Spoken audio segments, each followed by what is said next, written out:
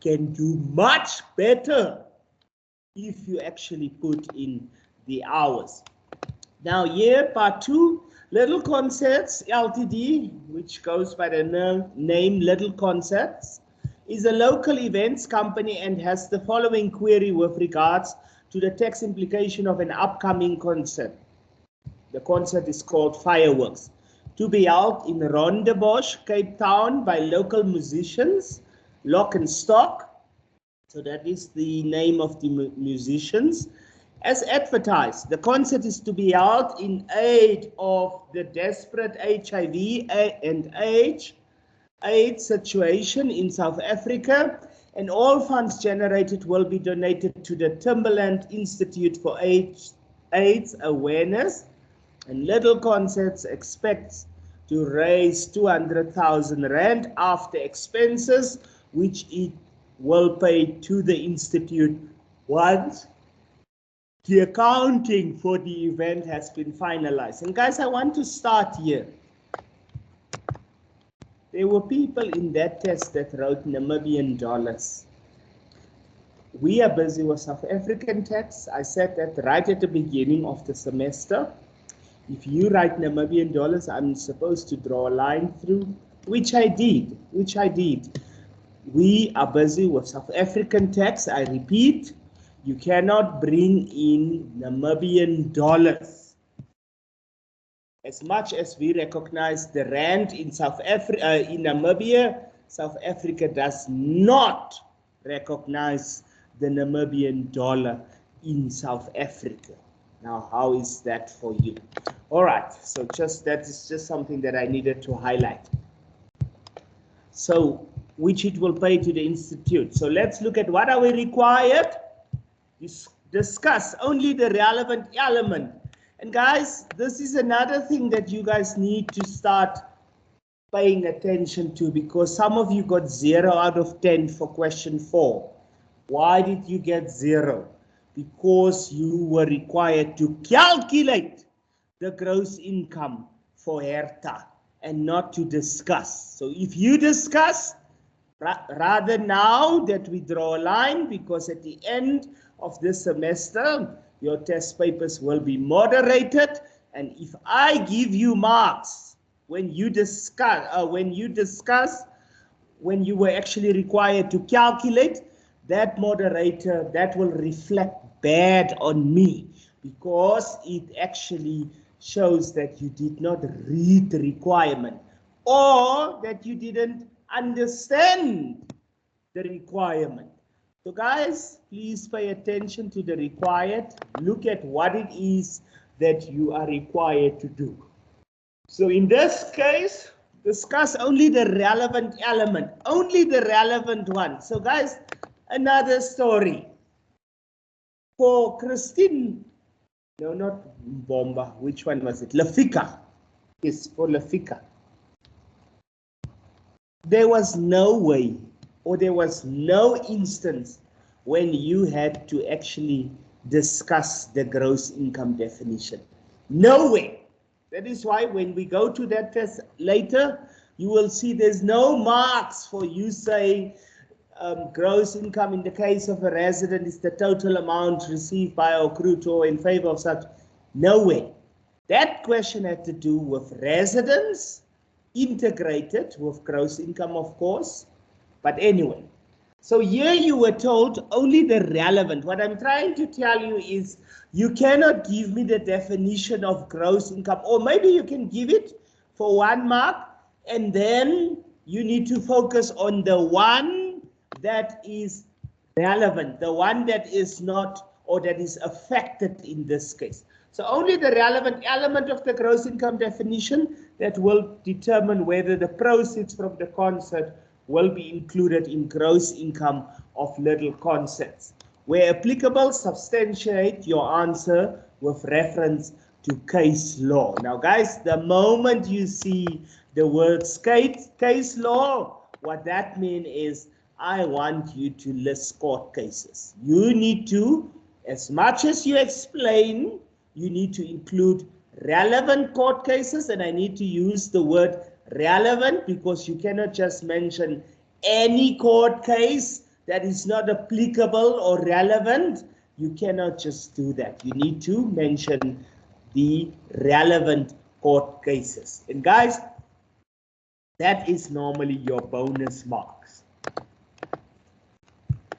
Okay, let's have a look at, I'm so tired because I was marking through the night. I also had financial accounting that I finished.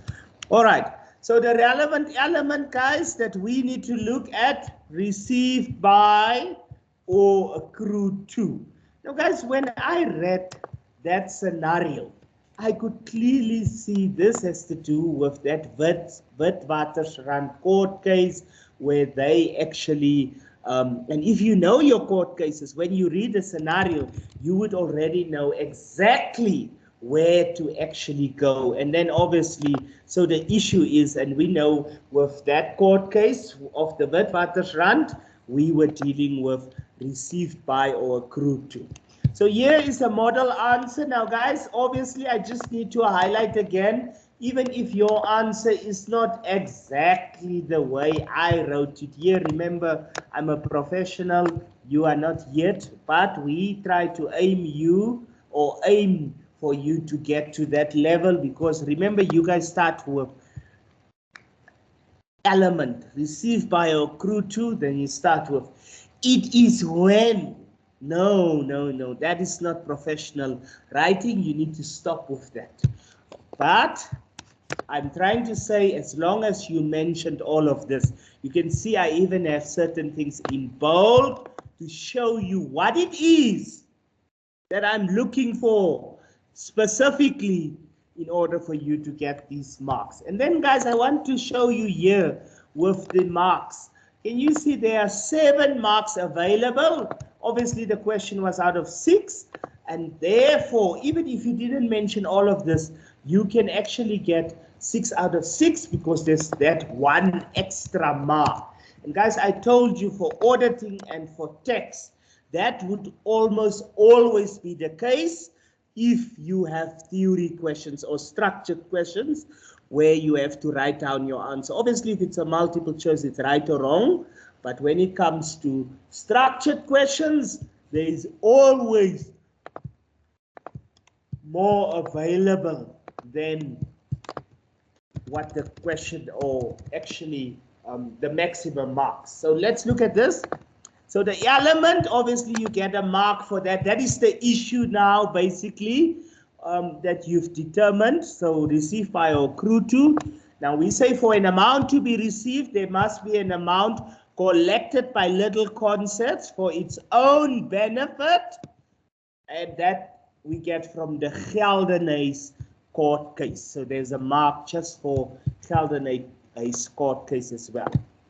Then we say, based on the Witwatersrand Association of Racing Clubs court case, subsequent disposal is irrelevant. Will first be included, and the amount will first be included in one's taxable income. Guys, you saw here we have little concerts that actually raise money that they want to give to the HIV and AIDS Foundation or awareness, the Timberland Institute. So we have 2 questions here. Did we receive that money? And then we also needed to look at what happened to that money once we actually received it, and that deals with the subsequent disposal thereof. And therefore we say little concert has no legal obligation. Now guys, remember, legal obligation can also be a verbal contract. It doesn't have to be in writing. Remember, we said a contract doesn't have to be in writing as long as there is an agreement. Now guys, in this case, we were told there's no agreement, there's no contract that little concert must donate this money to the Timberland Institute for AIDS awareness. And therefore, it is concluded that they actually received that money for their own benefit. So little concert, there's no legal obligation since there is no contract in place to make the donation, but merely a moral obligation to give the proceeds or to provide the proceeds to this home. So guys, very important There's only a moral obligation. Moral, you know, morally it's correct if they actually hand over that money, but there is no contract that states that they should actually hand over that money. Therefore, conclusion, and this is a mistake of many of you guys also make, you never conclude. The question was, will Boma Limited be a resident or not? And guys, you need to conclude. In very, you know guys, for that physical presence test part in Lafika, even if your calculations and everything was wrong, I gave you a mark, a principal mark, if you said that the person passed the physical presence test, but that is not enough. You need to tell me what implications is there for someone that passed a physical presence test. So you need to continue to say, therefore, Lafika is considered a resident for income tax purposes. So guys, here's the concept. Thus, little concepts will have to include the proceeds of 200,000 in their gross income. Now, let me open the floor. Did you guys write this answer? Is there anything that you want to ask with regard to that question? Remember, half of you probably didn't do it. It's fine. I'm talking to those who did it. Is there anything that you want to clarify? Maybe you have a different answer and you are not sure whether you can mark yourself.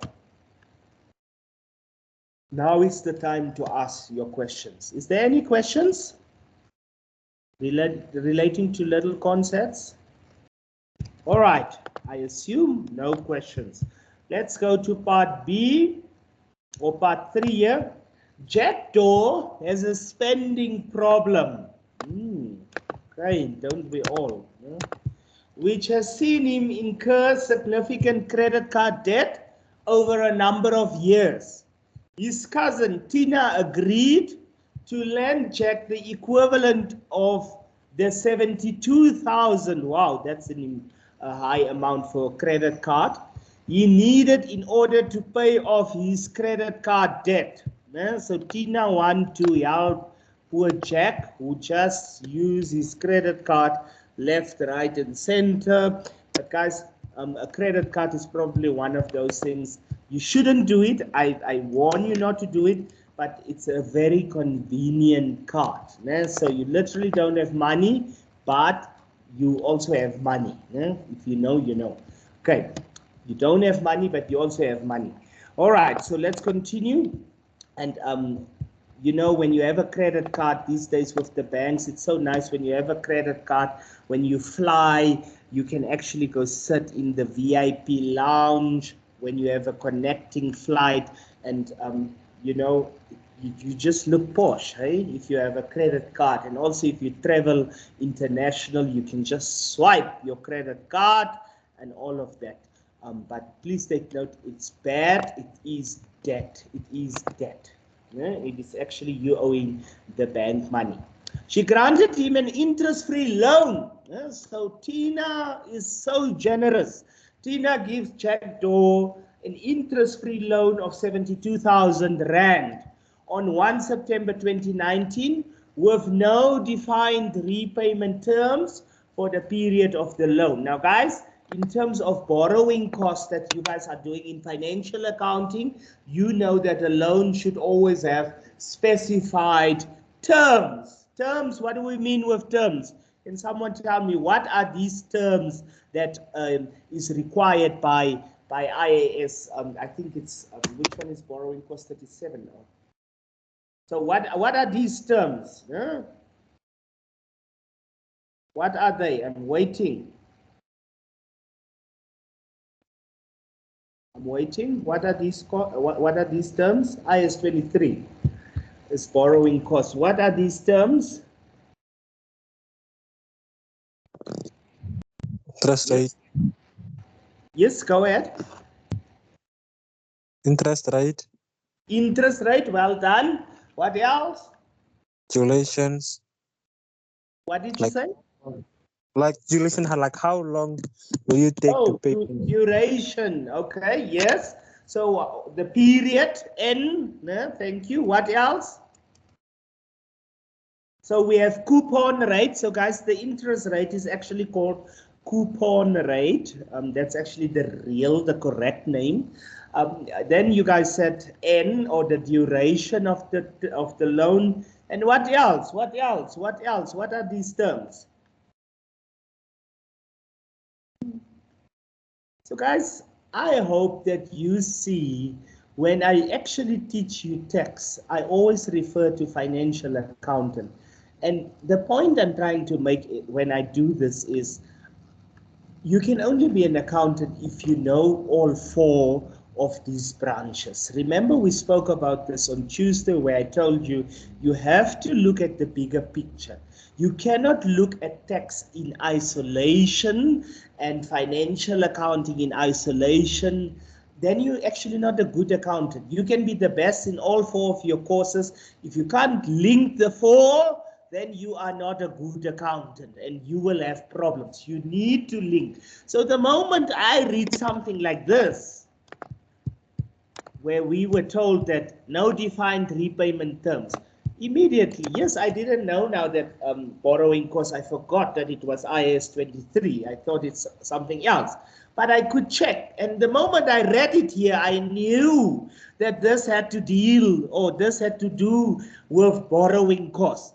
So guys, yesterday I had an interview with someone, a PhD candidate at the University of Johannesburg, who's a lecturer there, and she asked me very specific questions in terms of our agreement with UJ. And I just wanted to highlight this fact that these four courses, guys, and I'm not talking about CA, these four courses are so integrated these days that I am actually thinking of next year giving you a project where you actually have to do all four of these for tax. For tax purposes, you need to do all four of your courses, which is financial accounting, auditing, and even management accounting, and even tax, so that you can just integrate. Because when you graduate, I cannot let you graduate and not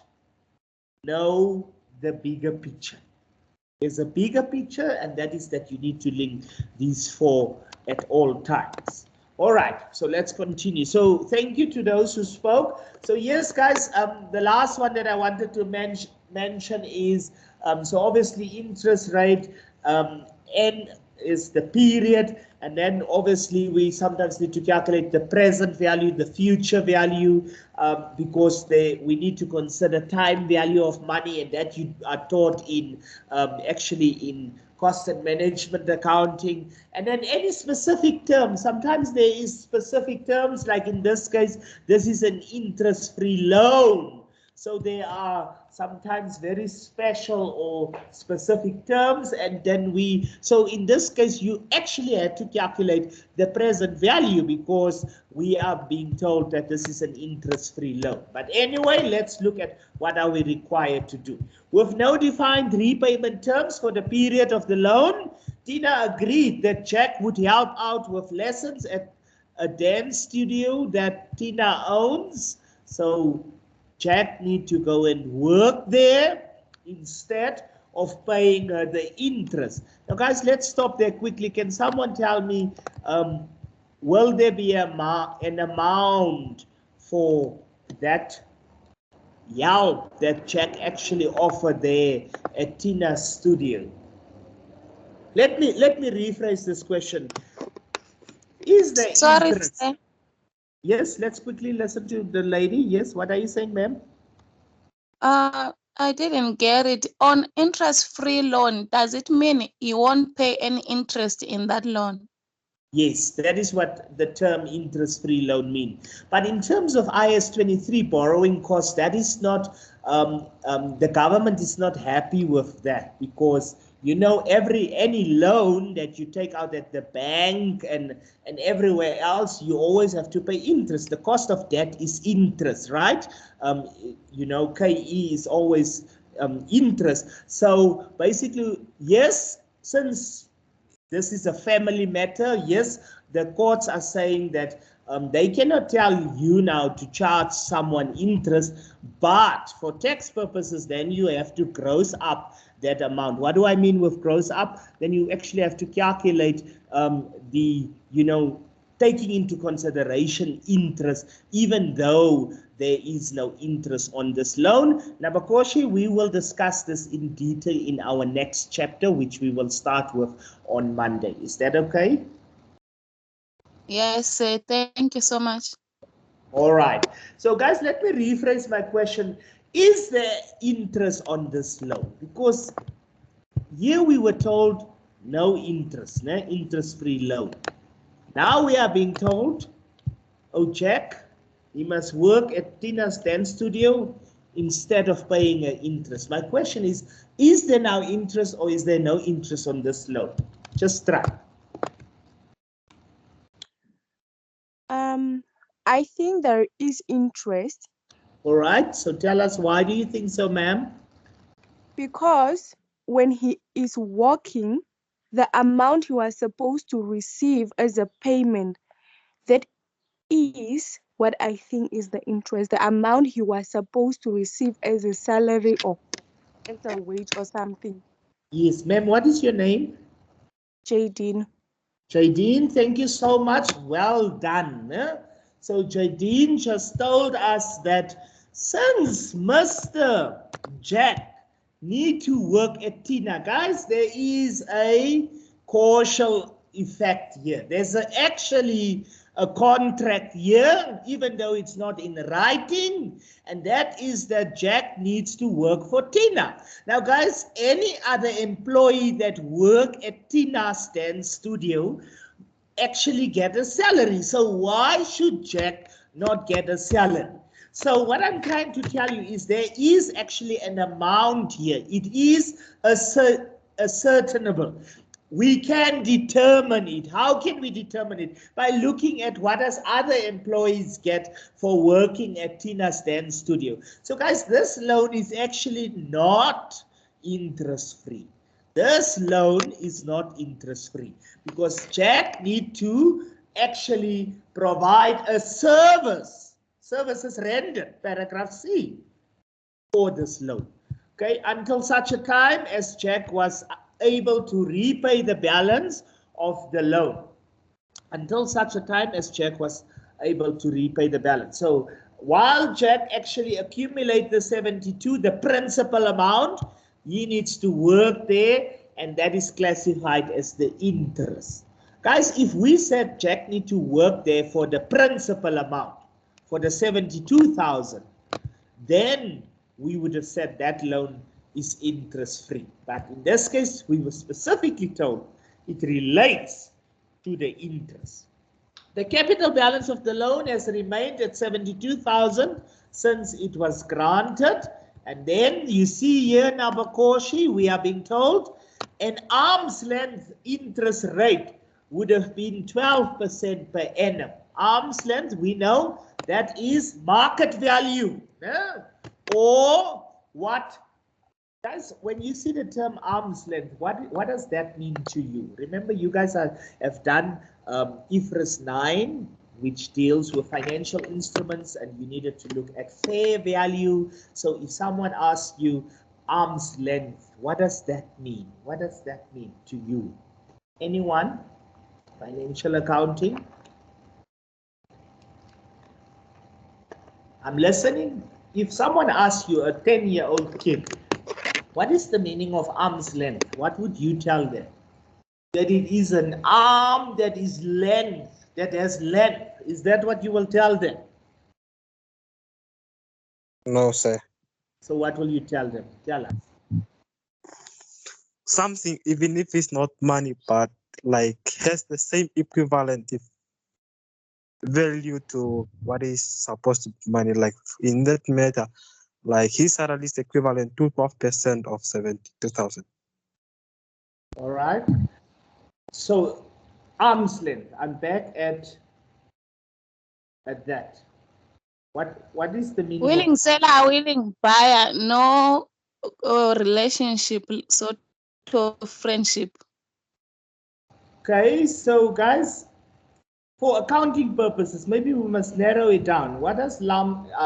You guys are not wrong, but I'm getting worried now that you guys did IFRS 9, and it seems like you struggle with what is the meaning of arm's length.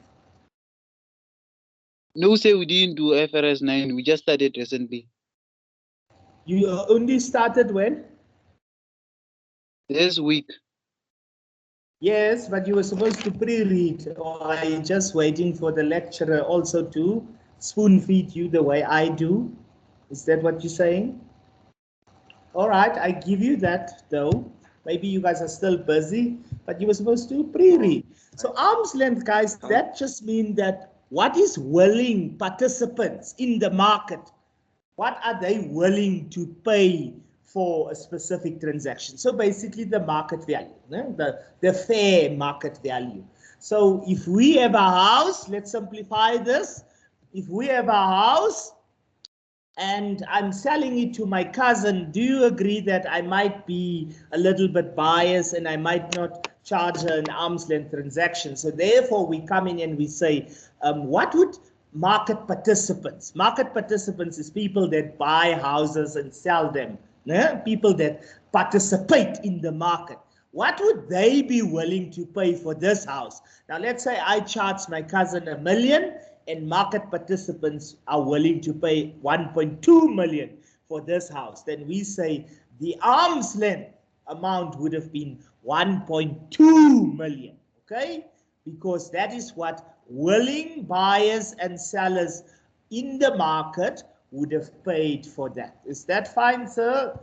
Do you know now what market or what arm's length is? Mr. IFRS 9 that we only started with this week. All right, let's look at the solution, guys. We are spending too much time on this. So here, guys, let's quickly look at what are we required to do. Discuss only the relevant element of the gross income definition that will determine whether Jack has any gross income consequences arising from this agreement. Where applicable, substantiate your answer with reference to case law and legislation, so court cases. So here, guys, the elements that we are looking at is in cash or otherwise. So obviously if we look at, arm's length, and then we are looking at did we receive money, and is it ascertainable, is there a value, and all of these things. Okay, so the term amount must be given a wider meaning, and that was found in the Latergan court case. You see, guys, 2 marks. There's always 2 marks where there's a court case involved. Then if a benefit is received and this benefit has an ascertainable monetary value, there is an amount. Let me just make this a bit bigger. There is an amount that has been received by the taxpayer, and that is per the Brumeria Renaissance court case. Then we say amounts borrowed are not gross income because there is an obligation to repay that amount. And I think one of you guys did mention this in a previous class. I think it was Denver who said that a loan, the principal amount, you don't have to include it in gross income because you actually have to repay that amount. So in actual fact, guys, then you didn't receive that money for your own benefit then. Okay, so we say amounts borrowed are not gross income because there's an obligation to repay the amount. Jack is obligated to repay the loan to Tina, therefore the loan itself, so the principal amount, the 72,000, does not represent gross income. Now, guys, in this case, we needed to look at 2 components, the principal amount, which is 72,000, and also the interest. So the interest-free nature of the loan is a benefit with an ascertainable value that is included in Jack's gross income. So you see, guys, the fact that we can actually determine the value of that interest, and like the lady said, that Jack is working there, you will earn a salary, or you would have normally earned a salary, so therefore we can determine the value of that interest, and therefore that interest will be included in gross income. or in Jack's gross income. So the 72, it will not be included because that's a loan. You need to repay it. But the interest part will be that amount, that portion will have to be included in his gross income. Now let's look at this one here. The ascertainable value is the amount that Jack would have had to pay had he borrowed the money from the bank. Why? Because we were told that an arm's length transaction, what normal participants in the market would have paid is 12%. So guys, the value can then be determined to say 72,000 times 12% times 6 over 12. Why times 6 over 12? Because we know he got this loan on the 1st of September, which means September, October, November, December, January, February. Remember, Jack Doe is a natural person.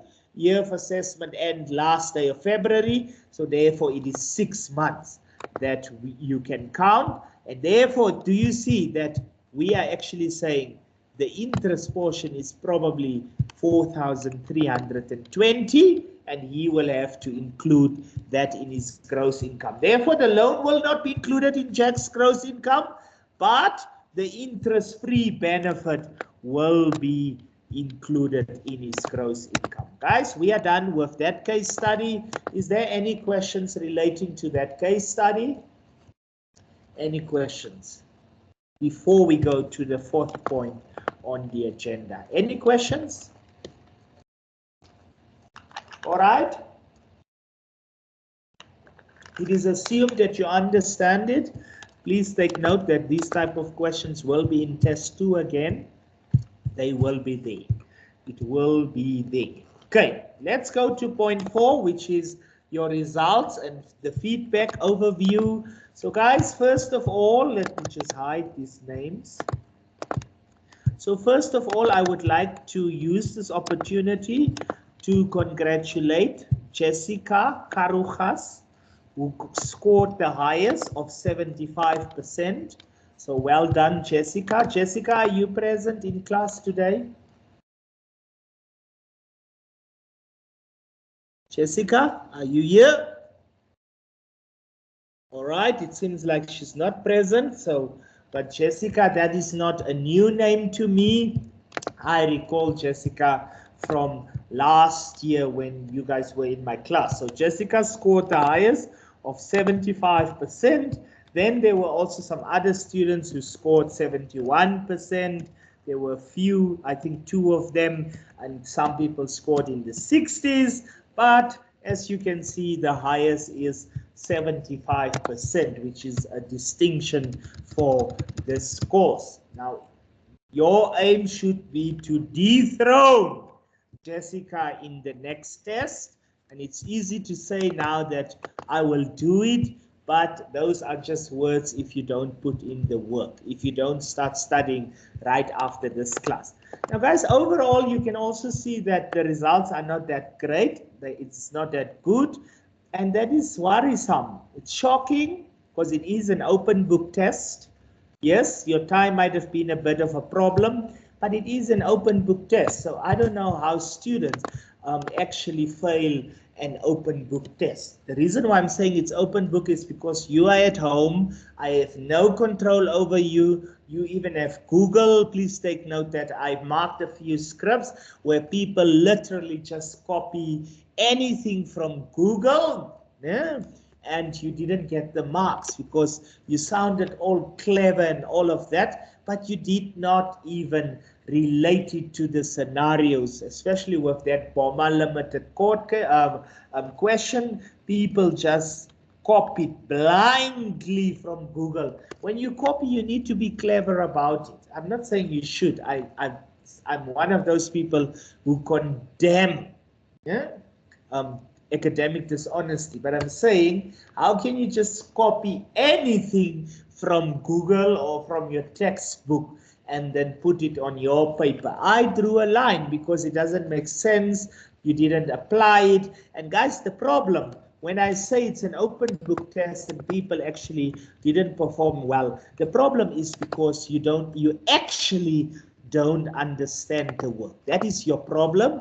And the problem is that you didn't study, you didn't consult, you didn't put in the work. Obviously, I'm not talking to everyone. There are people who performed well. If you can check, I think if you pass this test, then already you are fine. And there are a lot of people who actually got in the 60s and a few in the 70s. So what I'm trying to say is to you who did not score 50%, you are actually in trouble. So, but it's fine to actually feel bad about it and sad about it.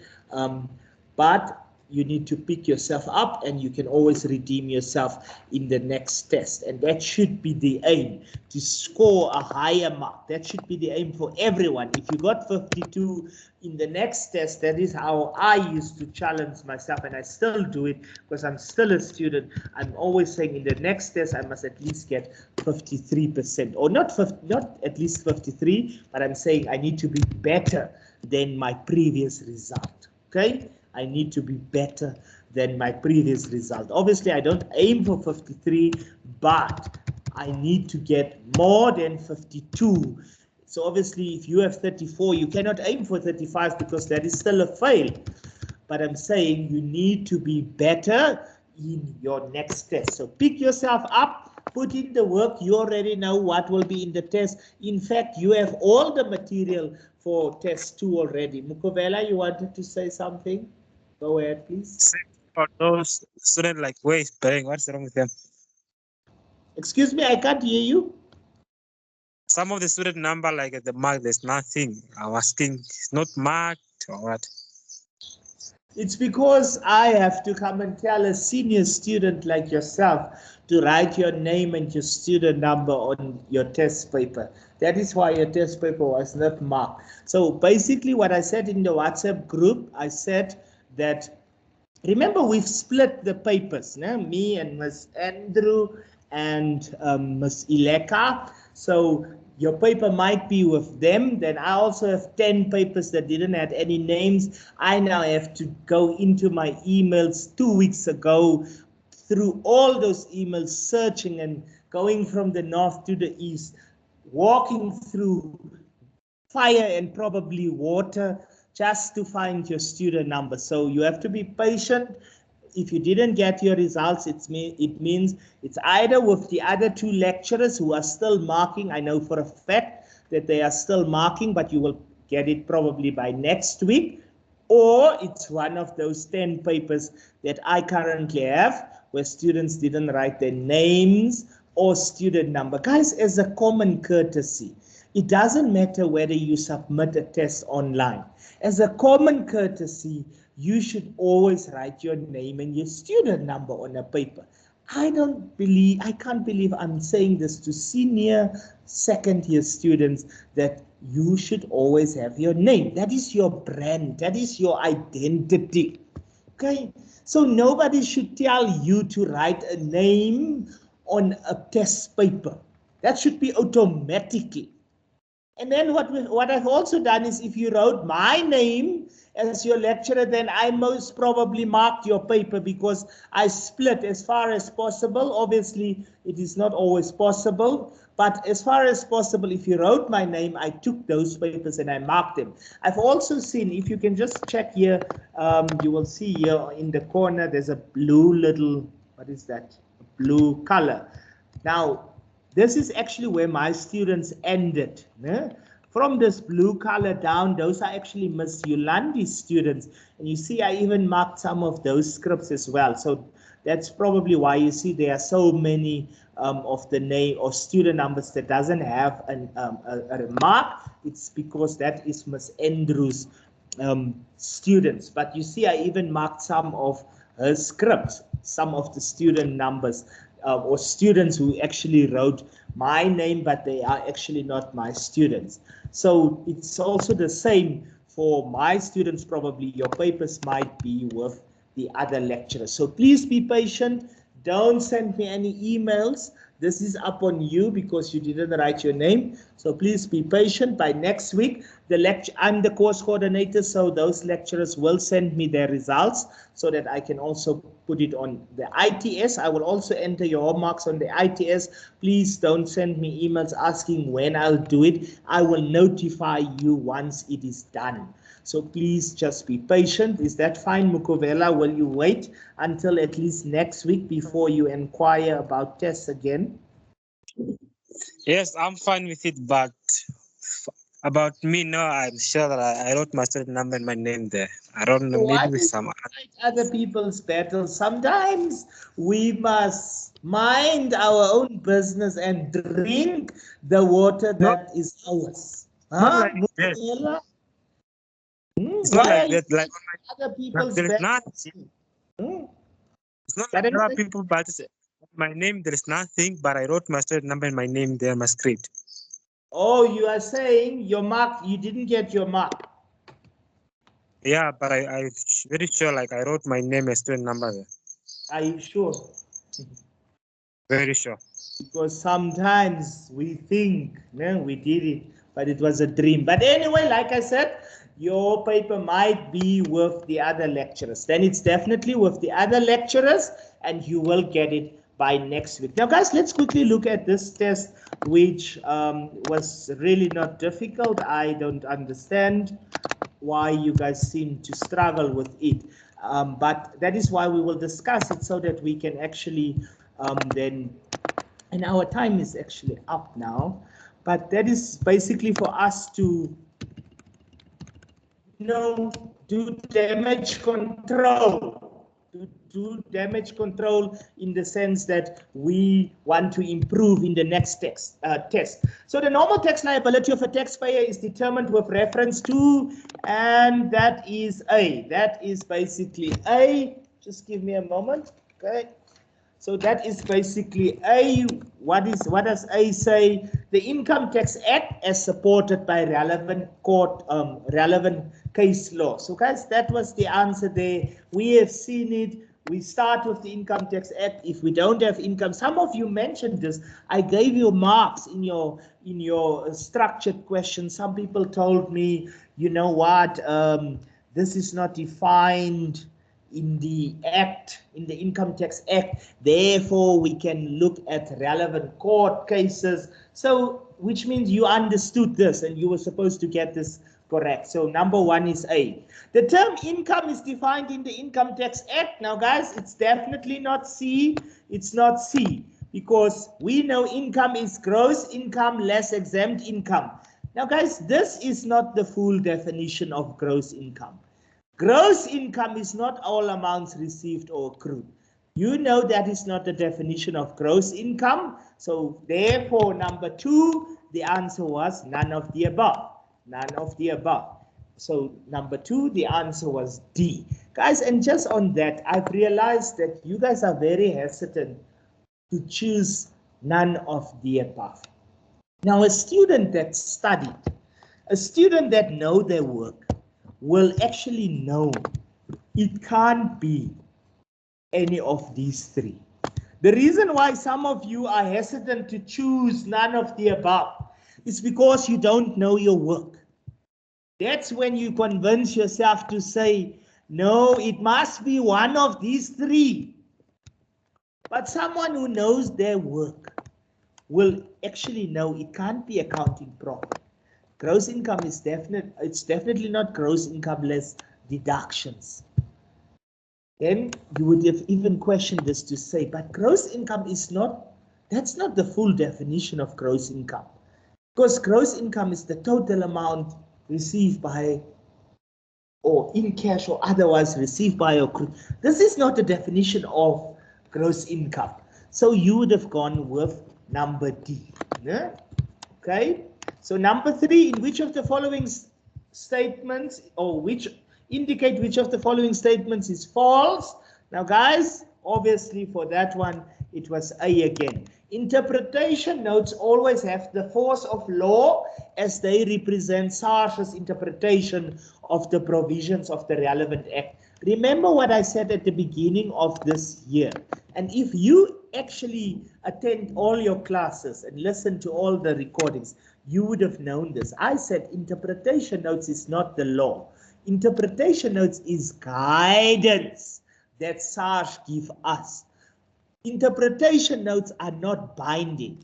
It is not, I actually want to say it's less binding than a court case, for instance. Court cases, those principles, case law, that is even binding. But interpretation note, that is SARS giving you guidance. So therefore that answer is interpretation notes always have the force of law, because that is false. It does not have the force of law. Not at all. Not at all. Then guys, number 4, look like it's the same question. It's not.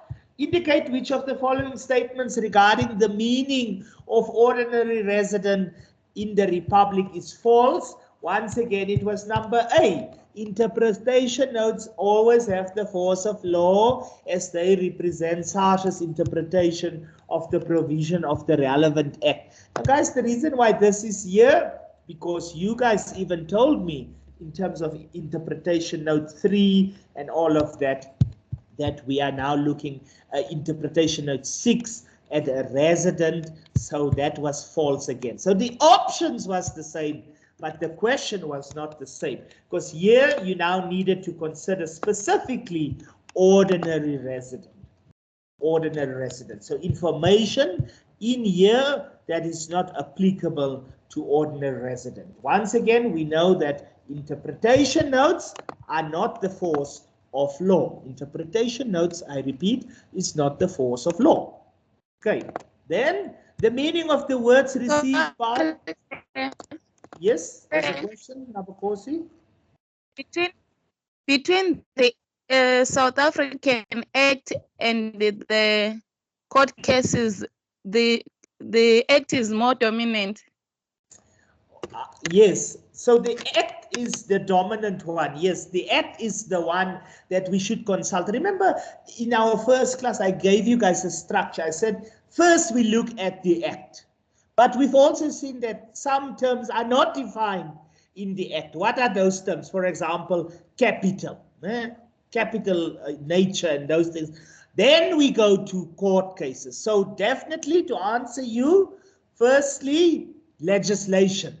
That is the most dominant one. That is as far as possible where things are actually explained and all of that. And after that, if it's not defined, then we go to court cases. And after, we don't find our principles in court cases, because remember, not every principle might be challenged. How did court cases come about? It's someone that challenged the commissioner to say, listen here, I don't agree with this. That's how a court case came about. And then obviously the court had to rule, giving certain principles in that regard. So sometimes you will even not find it in a court case. Then we need to go further. And guys, the next step is actually to go into international case law. So the OECD reporting and all of that. But in our class, we didn't actually speak about that because that is actually going into a much wider and deeper, for this. So in your case, the next step would be to look at interpretation notes, because after international case law, we even look at interpretation notes, which is guidance that is given by SARS. Is that fine, Nabakosi?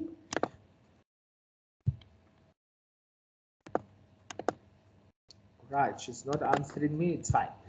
The meaning of the words received by in the general definition of gross income imply, so number 5, that one was D. The amount received from illegal or immoral activities must be included in gross income for the taxpayer. So guys, let me just explain this. As a general rule, we said it's irrelevant. The legality of that amount is irrelevant. So basically, as a general rule, you must include that money in gross income. We know it was later challenged to say that. Yes, thank you. All right, I'm only hearing you now. So yes, guys, that technically, as a rule of law, as a general rule, you've actually received that illegal money.